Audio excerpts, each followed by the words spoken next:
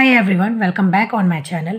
आज इस वीडियो में हम पढ़ने वाले हैं मत शिक्षा, इंडोक्ट्रिनेशन क्या होता है। क्वेश्चन पेपर में आपको यह क्वेश्चन 4 मार्क्स का पूछा जा सकता है और इस क्वेश्चन को आपको ज़्यादा नहीं तो 2 पेजेस में आपको लिखना होगा और 2 पेजेस का ही बेसिकली आज हम लोग इस वीडियो में देखेंगे।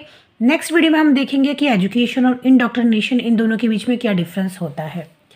ठीक है, चलिए देख लेते हैं किसी देरी के बगैर कि क्या होता है इंडोक्ट्रिनेशन। अगर इसको सीधे शब्दों में कहें तो इंडोक्ट्रिनेशन क्या होता है, बेसिकली टीचर सेंटर्ड होता है। बेसिकली यहाँ पे क्या होता है कि चाइल्ड के हाथ में, चाइल्ड के कंट्रोल में कुछ भी नहीं होगा, सब कुछ टीचर के और अथॉरिटी के कंट्रोल में होता है।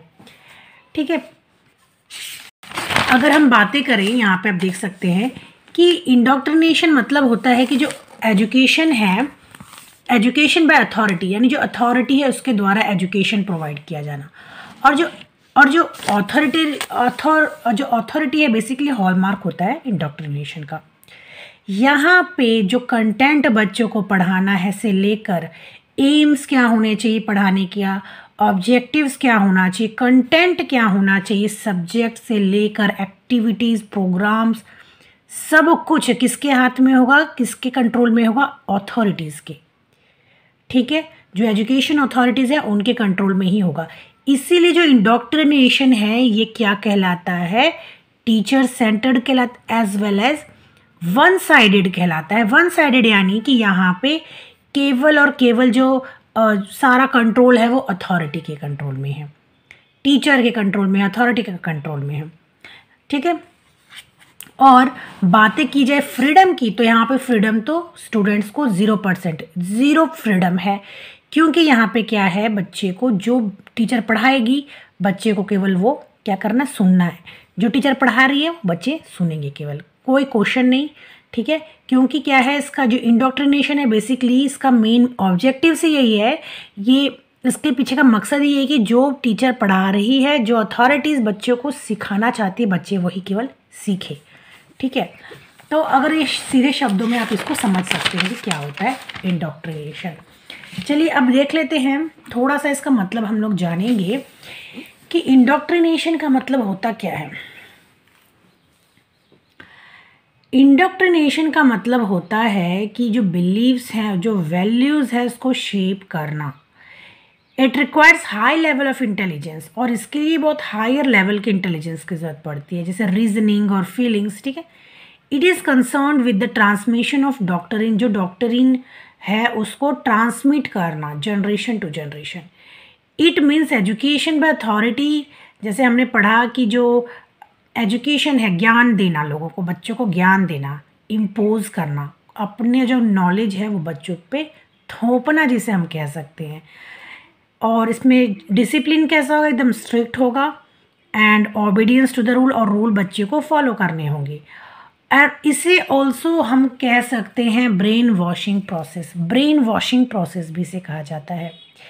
ठीक है, यहाँ पे क्या है, बच्चों को कोई भी क्वेश्चन नहीं पूछना है, जो टीचर पढ़ाएगी बच्चों को क्या करना है, सुनना है, समझना है, केवल उससे आगे का ये कोई कॉन्सेप्ट यहाँ पे नहीं है। अगर बातें करें स्कोप की तो इसका जो स्कोप है, दायरा, ये बहुत ही नैरो है, लिमिटेड है। ठीक है, और indoctrination is considered as part of education, it is used for developing in the students a particular, यानी जो सेट ऑलरेडी जो बिलीव्स लोगों के माइंड में है उसी को जनरेशन टू जनरेशन ट्रांसफ़र करना। ठीक है, जो बिलीव्स बहुत पुराने समय से लोग, धारणाएं जिसे हम कहते हैं, जो बहुत पुराने समय से चली आ रही है, उसी को आगे दर पीढ़ी क्या करना, ट्रांसमिट करते रहना विदाउट आस्किंग एनी क्वेश्चन। तो यही बेसिकली इंडोक्ट्रिनेशन कहलाता है। आगे अगर एस्पेक्ट्स की बातें करें तो indoctrination is predominantly forma, there is extremely formality in indoctrination। Basically ये प्रीडोमिनेंट होता है। ठीक है, ये डोमिनेट करता है लोगों को, क्योंकि यहाँ पे क्या है कि इसके बिलीव्स पर, इसके जो सिस्टम है, इस पर किसी को भी क्वेश्चन करने का कोई क्या नहीं है, चांस ही नहीं है। स्लोगन क्या होगा, अब जैसे इसकी प्रिंसिपल्स है वैसे इसका स्लोगन भी है, do and die and never ask why. यानी कि यहाँ पे क्या है, बेसिकली कोई क्वेश्चन पूछना और किसी भी चीज़ को साइंटिफिकली प्रूव करने का कोई यहाँ पे कॉन्सेप्ट ही नहीं है। जो धारणा है, जो कॉन्सेप्ट है, जो बिलीफ है, जो ये लोग इम्पोज करना चाहते हैं थ्रू एजुकेशन, वो ये लोग इम्पोज करेंगे। ठीक है, तो यहाँ पे ऐसा कोई चांस नहीं बनता कि क्वेश्चन पूछा जाए वाई, क्यों, कैसे, इस तरह का कोई कॉन्सेप्ट नहीं है। मेथड तो भी उसके अकॉर्डिंग ही हुआ कि लेक्चर मेथड है बेसिकली इनका, पोएटिकल रेसिटेशन मेथड और म्यूज़िक। ठीक है, अब हम थोड़ा सा आगे देख लेते हैं डिसिप्लिन की। अगर हम बातें करें तो वेरी स्ट्रिक्ट डिसिप्लिन स्ट्रिक्ट क्यों? क्योंकि यहाँ पे सब कुछ किसके कंट्रोल में? अथॉरिटी के, टीचर्स के, सभी कंट्रोल में, और जो स्टूडेंट्स है उसको किसी भी प्रकार का फ्रीडम नहीं होगा।